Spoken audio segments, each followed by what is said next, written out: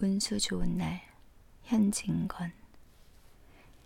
새침하게 흐린 품이 눈이 올 듯하더니 눈은 아니 오고 얼다가만 비가 추적추적 내리었다. 이날이야말로 동소문 안에서 인력 거꾼 노릇을 하는 김첨지에게는 오래간만에도 닥친 운수 좋은 날이었다.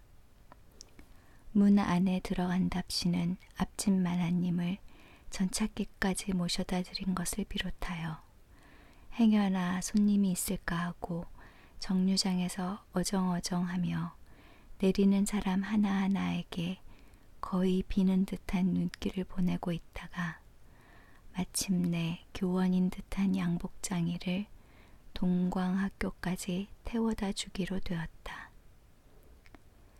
첫 번에 30전, 둘째 번에 50전, 아침 대바람에 그리 흉하지 않은 일이었다. 그야말로 재수가 옴 붙어서 근 열흘 동안 돈 구경도 못한 김첨지는 10전짜리 백통화 서푼 또는 5푼이 찰깍 하고 손바닥에 떨어질 때 거의 눈물을 흘릴 만큼 기뻤었다. 더구나 이날 이때에 이 80전이라는 돈이 그에게 얼마나 유용한지 몰랐다. 컬컬한 목에 모주 한 잔도 적실 수 있거니와 그보다 또 앓는 아내에게 설렁탕 한 그릇 사다 줄 수 있습니다.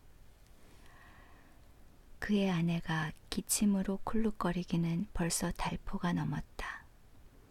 조밥도 굶기를 먹다시피 하는 형편이니 물론 약 한 첩 써본 일이 없다. 구태여 쓰려면 못 쓸 바도 아니로되 그는 병이란 놈에게 약을 주어 보내면 재미를 붙여서 잡고 온다는 자기의 신조에 어디까지 충실하였다. 따라서 의사에게 보인 적이 없으니 무슨 병인지는 알 수 없으나 반드시 누워가지고 일어나기는커녕 새로 모로도 못 눕는 걸 보면 중증은 중증인 듯. 병이 이대도록 심해지기는 열흘 전에 조밥을 먹고 체한 때문이다. 그때도 김첨지가 오래간만에 돈을 얻어서 좁쌀 한 대와 10전짜리 나무 한 단을 사다 주었더니 김첨지의 말에 의하면 오라질년이 천방지축으로 남비에 대고 끓였다. 마음은 급하고 불길은 닿지 않아 채 익지도 않은 것을 그 오라질년이 숟가락은 고만두고 손으로 움켜서 두 뺨에 주먹덩이 같은 혹이 붉어지도록 누가 빼앗을 듯이 처박질하더니만 그날 저녁부터 가슴이 당긴다, 배가 캥긴다 하고 눈을 홉뜨고 지랄을 하였다. 그때 김첨지는 열화와 같이 성을 내며 에이 오라질년 조랑복은 할 수가 없어. 못 먹어 병, 먹어서 병. 어쩌란 말이야. 왜 눈을 바로 뜨지 못해? 하고 앓는 이의 뺨을 한번 후려 갈겼다. 홉뜬 눈은 조금 바로워졌건만 이슬이 맺히었다. 김첨지의 눈시울도 뜨끈뜨끈하였다. 이 환자가 그러고도 먹는 데는 물리지 않았다. 사흘 전부터 설렁탕 국물이 마시고 싶다고 남편을 졸랐다. 이런 오라질년, 조밥도 못 먹는 년이 설렁탕은 또 처먹고 지랄병을 하게 하고 야단을 쳐보았건만 못 사주는 마음이 시원치는 않았다. 인제 설렁탕을 사줄 수도 있다. 앓는 어미 곁에서 배고파 보채는 3살 먹이 개똥이에게 죽을 사줄 수도 있다. 80전을 손에 쥔 김첨지의 마음은 푼푼하였다. 그러나 그의 행운은 그걸로 그치지 않았다.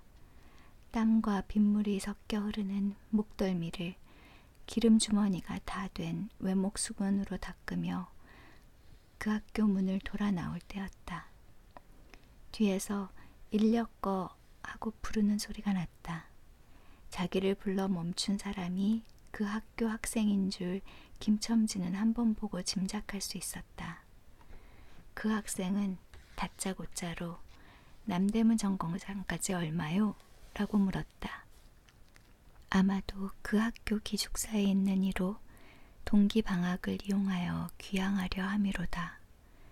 오늘 가기로 작정은 하였건만 비는 오고 짐은 있고 해서 어찌할 줄 모르다가 마침 김첨지를 보고 뛰어나왔음이리라.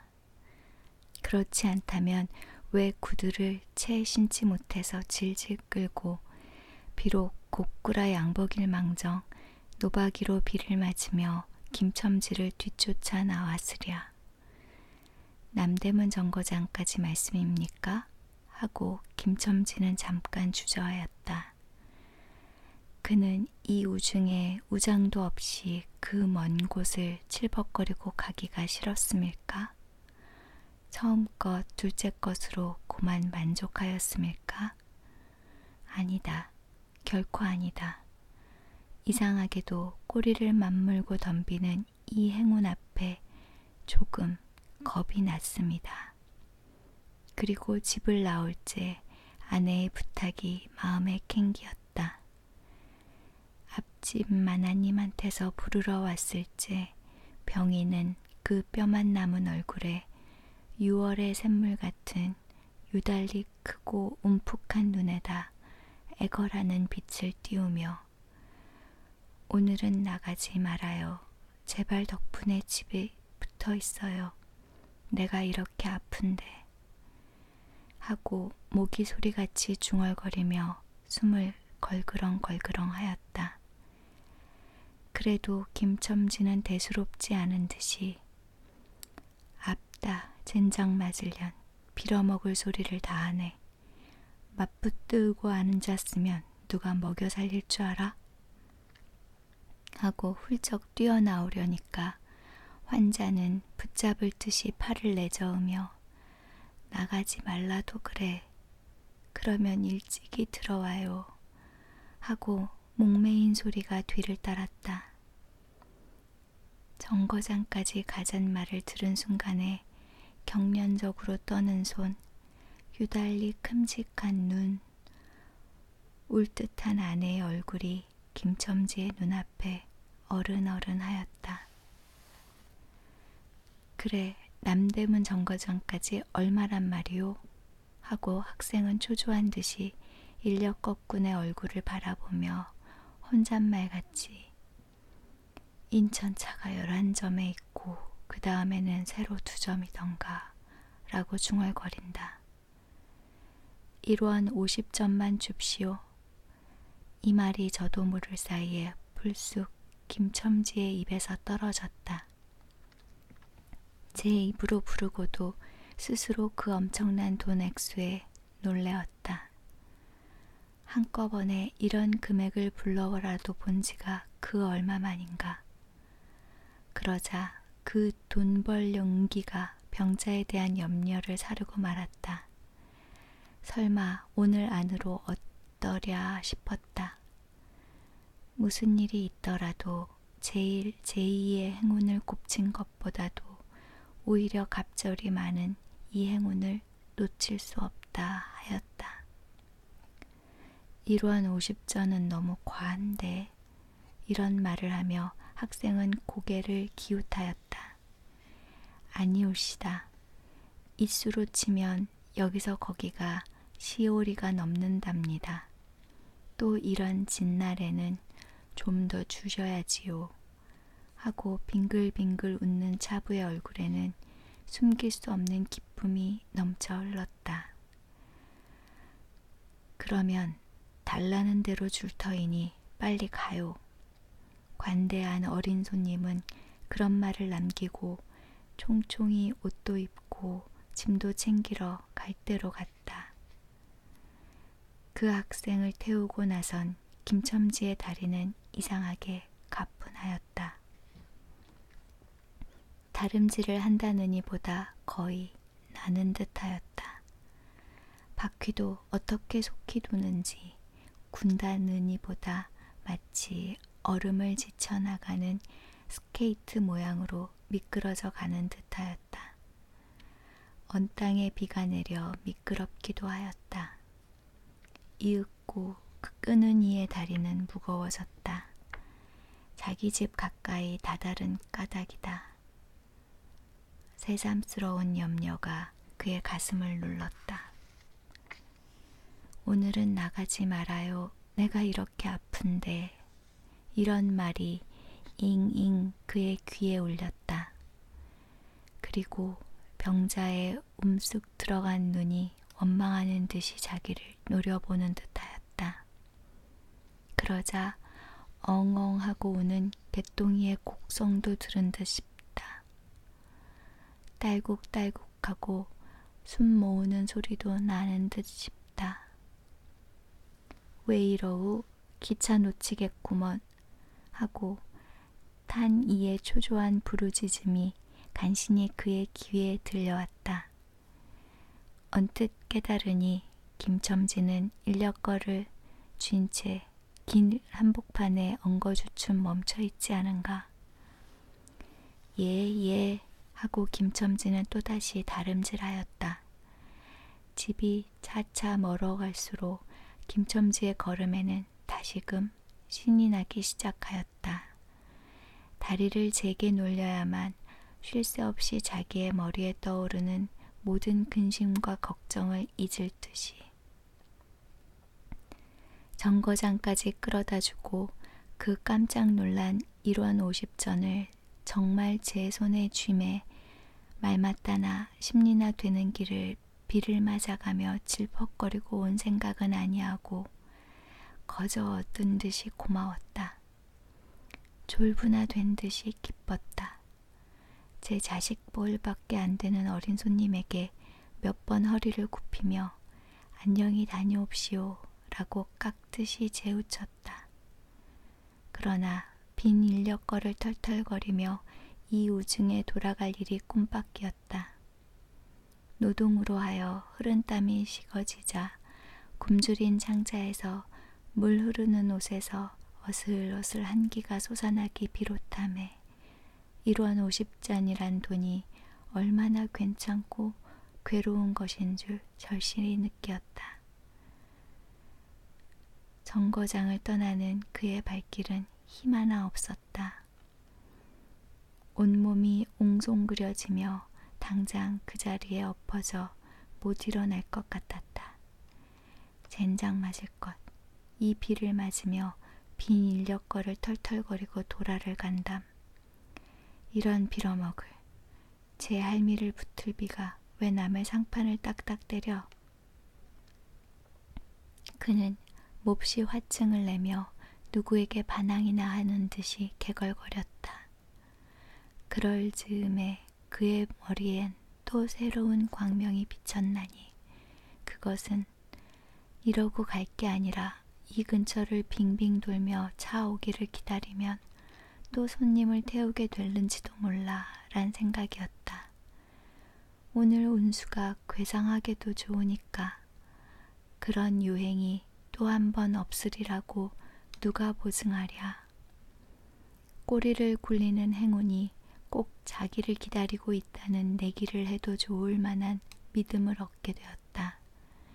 그렇지만 정거장 인력거꾼의 등살이 무서워 정거장 앞에 섰을 수가 없었다. 그래서 그는 이전에도 여러 번 해본 일이라 바로 정거장에서 조금 떨어져서 사람 다니는 길과 전찻길 틈에 인력거를 세워놓고 자기는 그 근처를 빙빙 돌며 형세를 관망하기로 하였다. 얼마 만에 기차는 왔고 수십 명이나 되는 손이 정류장으로 쏟아져 나왔다. 그 중에서 손님을 물색하던 김첨지의 눈에 양머리에 뒤축 높은 구두를 신고 망토까지 두른 기생퇴물인 듯 남봉 여학생인 듯한 여편네의 모양이 띄었다. 그는 슬근슬근 그 여자의 곁으로 다가들었다. 아씨, 인력거 아니 타시랍시오? 그 여학생인지 뭔지가 한참은 매우 때깔을 빼며 입술을 꼭 다문 채 김첨지를 거들떠 보지도 않았다. 김첨지는 구경하는 거지나 무엇같이 연해연방 그의 기색을 살피며 아씨, 정거장 애들보담 아주 싸게 모셔다 드리겠습니다. 댁이 어디신가요? 하고 추근추근하게도 그 여자의 들고 있는 일본식 버들고리 짝에 제 손을 대었다. 왜 이래? 남 귀찮게. 소리를 병력같이 지르고는 돌아선다. 김첨지는 어랍시오 하고 물러섰다. 전차가 왔다. 김첨지는 원망스럽게 전차 타는 일을 노리고 있었다. 그러나 그의 예감은 틀리지 않았다. 전차가 빡빡하게 사람을 싣고 움직이기 시작하였을 때 타고 남은 손 하나가 있었다. 굉장하게 큰 가방을 들고 있는 걸 보면 아마 붐비는 차 안에 짐이 크다 하여 차장에게 밀려 내려온 눈치였다. 김첨지는 대어섰다. 인력거를 타시랍시오. 한동안 값으로 실랑이를 하다가 60전에 인사동까지 태워다 주기로 하였다. 인력거가 무거워짐에 그의 몸은 이상하게도 가벼워졌고 그리고 또 인력거가 가벼워져서 몸은 다시금 무거워졌는데 이번에는 마음조차 초조해 온다. 집의 광경이 자꾸 눈앞에 어른거려 이젠 요행을 바랄 여유도 없었다. 나무 등걸이나 무엇만 같고 제 것 같지도 않은 다리를 연해 꾸짖으며 갈팡질팡 뛰는 수밖에 없었다. 저놈의 인력거꾼이 저렇게 술이 취해가지고 이 진땅에 어찌 가노 하고 길 가는 사람이 걱정을 하리만큼 그의 걸음은 황급하였다. 흐리고 비오는 하늘은 어두침침한 게 벌써 황혼에 가까운 듯하다. 창경원 앞까지 다다라서야 그는 턱에 닿는 숨을 돌리고 걸음도 늦추잡았다. 한 걸음 두 걸음 집이 가까워 올수록 그의 마음은 괴상하게 누그러졌다. 그런데 이 누그러짐은 안심해서 오는 게 아니요 자기를 덮친 무서운 불행이 박두한 것을 두려워하는 마음에서 오는 것이다. 그는 불행이 닥치기 전 시간을 얼마쯤이라도 늘리려고 버르적거렸다. 기적에 가까운 벌이를 하였다는 기쁨을 할 수 있으면 오래 지니고 싶었다. 그는 두리번 사면을 살피었다. 그 모양은 마치 자기 집 곧 불행을 향하고 달려가는 제 다리를 제 힘으로는 도저히 어찌할 수 없으니 누구든지 나를 좀 잡아다고 구해다고 하는 듯하였다. 그럴 즈음에 마침 길가 선술집에서 친구 치삼이가 나온다. 그의 우글우글 살진 얼굴은 주홍이 오른 듯 온 턱과 뺨을 시퍼렇게 구렛나룻이 덮고 노루탱탱한 얼굴이 바짝 말라서 여기저기 고랑이 파이고 수염도 이때야 턱 밑에만 마치 솔잎 송이를 거꾸로 붙여놓은 듯한 김첨지의 풍채하고는 기이한 대상을 짓고 있었다. 여보게 김첨지, 자네 문안 들어갔다 오는 모양일세 그려? 돈 많이 벌었을 테니 한 잔 빨리게. 뚱뚱 보는 말라깽이를 보는 말 맛에 부르짖었다. 그 목소리는 몸짓과 딴판으로 연하고 싹싹하였다. 김첨지는 이 친구를 만난 게 어떻게 반가운지 몰랐다. 자기를 살려준 은인이나 무엇같이 고맙기도 하였다. 자네는 벌써 한 잔 한 모양일세 그려. 자네도 재미가 좋아 보이. 하고 김첨지는 얼굴을 펴서 웃었다. 앞다.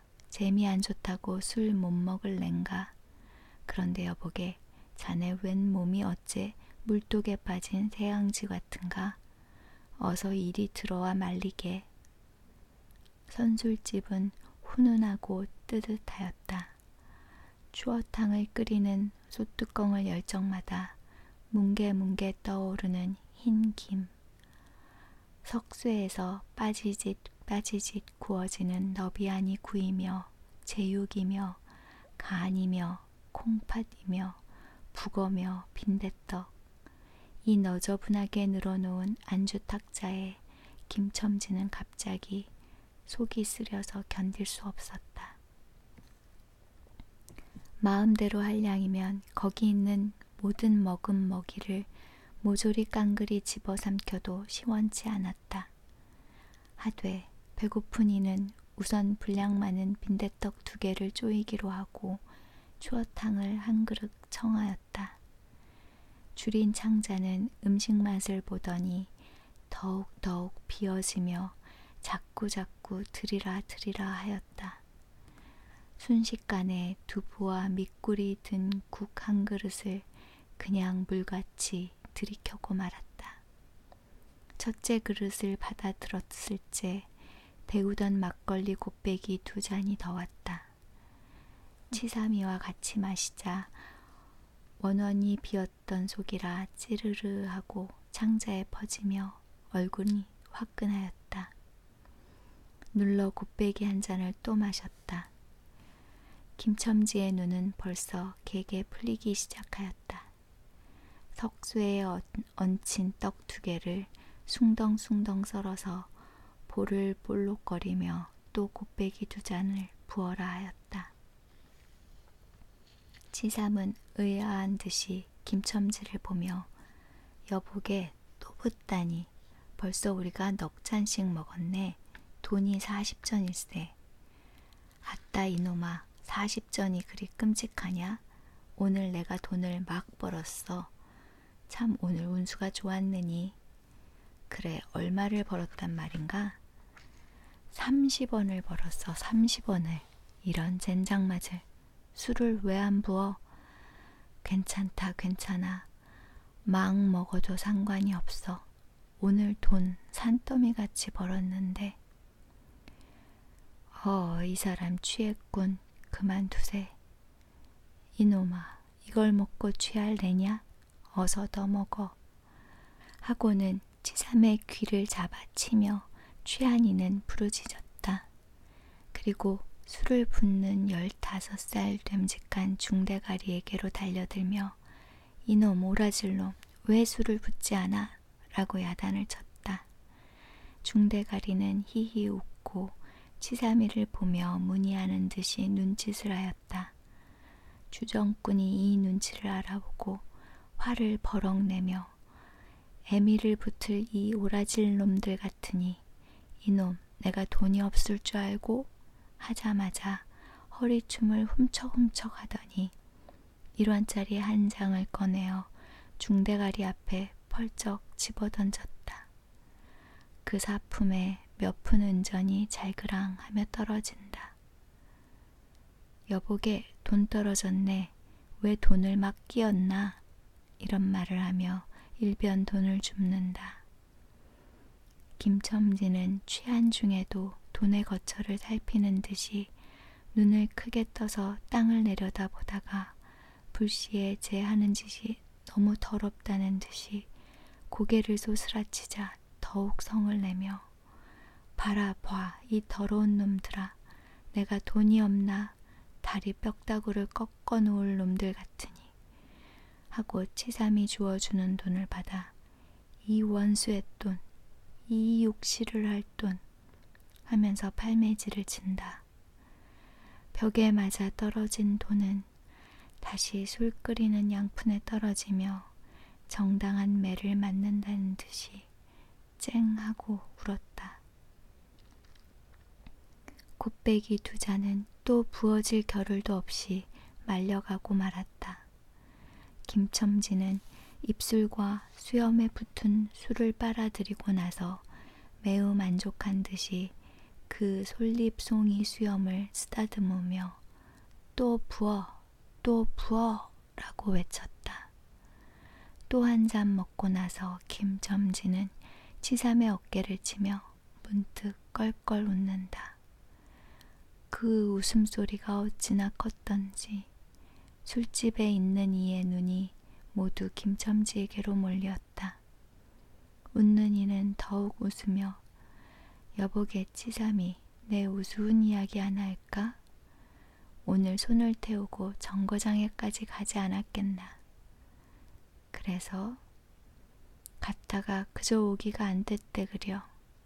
그래 전차 정류장에서 얼음얼음하며 손님 하나를 태울 궁리를 하지 않았나. 거기 마침 만화님이신지 여학생이신지 요새야 어디 논다니와 아가씨를 구별할 수가 있던가.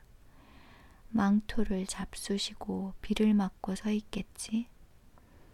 슬근슬근 가까이 가서 인력거를 타시랍시오 하고 손가방을 받으려니까 내 손을 탁 뿌리치고 핵 돌아서더니만 왜 남을 이렇게 귀찮게 굴어. 그 소리야말로 꾀꼬리 소리지. 허허. 김첨지는 교묘하게도 정말 꾀꼬리 같은 소리를 내었다. 모든 사람은 일시에 웃었다. 빌어먹을 깍쟁이 같은 년. 누가 저를 어쩌나. 왜 남을 귀찮게 굴어. 어이구 소리가 채신도 없지. 허허. 웃음소리들은 높아졌다. 그런 그 웃음소리들이 사라지기 전에 김첨지는 훌쩍훌쩍 울기 시작하였다. 치삼은 어이없이 주정뱅이를 바라보며 금방 웃고 지랄을 하더니 우는 건 무슨 일인가? 김첨지는 연해 코를 들여 마시며 우리 마누라가 죽었다네. 뭐? 마누라가 죽다니? 언제? 이놈아 언제는 오늘이지. 예끼 미친놈 거짓말 마라. 거짓말은 왜? 참말로 죽었어. 참말로. 마누라 시체를 집에 뻗을쳐 놓고 내가 술을 먹다니. 내가 죽일 놈이야.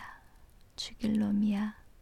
하고 김첨지는 엉엉 소리내어 운다.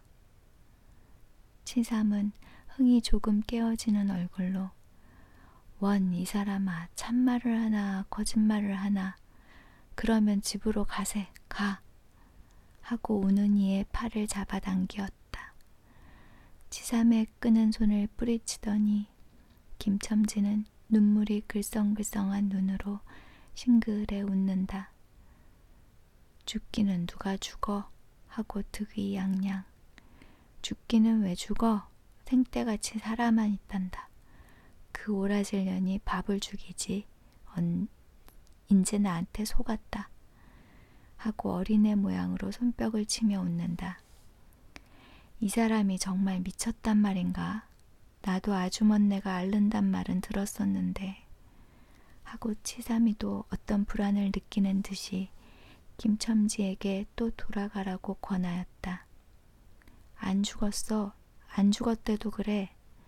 김첨지는 화증을 내며 확신 있게 소리를 질렀으되 그 소리엔 안 죽은 것을 믿으려고 애쓰는 가락이 있었다. 기어이 이런 어치를 채워서 곱빼기를 한 잔씩 더 먹고 나왔다. 굳은 비는 의연히 추적추적 내린다. 김첨지는 취중에도 설렁탕을 사가지고 집에 다다랐다. 집이라 해도 물론 셋집이요. 또 집 전체를 세든 게 아니라 안과 뚝 떨어진 행랑방 한 간을 빌어든 것인데 물을 길어대고 한 달에 1원씩 내는 터이다.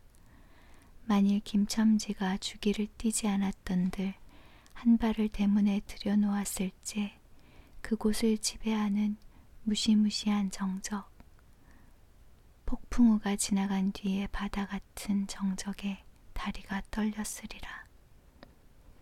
콜륵거리는 기침소리도 들을 수 없다. 그르렁거리는 숨소리조차 들을 수 없다. 다만 이 무덤 같은 침묵을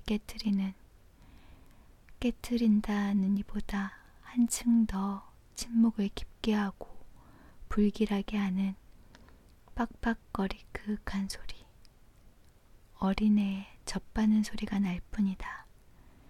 만일 청각이 예민한 이 같으면 그 빡빡 소리는 빨따름이요 꿀떡꿀떡하고 젖 넘어가는 소리가 없으니 빈젖을 빤다는 것도 짐작할는지 모르리라. 혹은 김첨지도 이 불길한 침묵을 짐작했는지도 모른다. 그렇지 않으면 대문에 들어서자마자 전에 없이 이 난장 맞을 년, 남편이 들어오는데 나와보지도 않아? 이 오라질 년이라고 고함을 친 게 수상하다. 이 고함이야말로 제 몸을 엄습해오는 무시무시한 증을 쫓아버리려는 허장성세인 까닭이다. 하여간 김첨지는 방문을 왈칵 열었다. 구역을 나게 하는 죽이 떨어진 삿자리 밑에서 나온 먼지네, 빨지 않은 기저귀에서 나는 똥내와 오줌내, 가지각색 때가 켜켜이 앉은 옷내, 병인의 땀 섞은 내가 섞인 추기가 무딘 김첨지의 코를 찔렀다.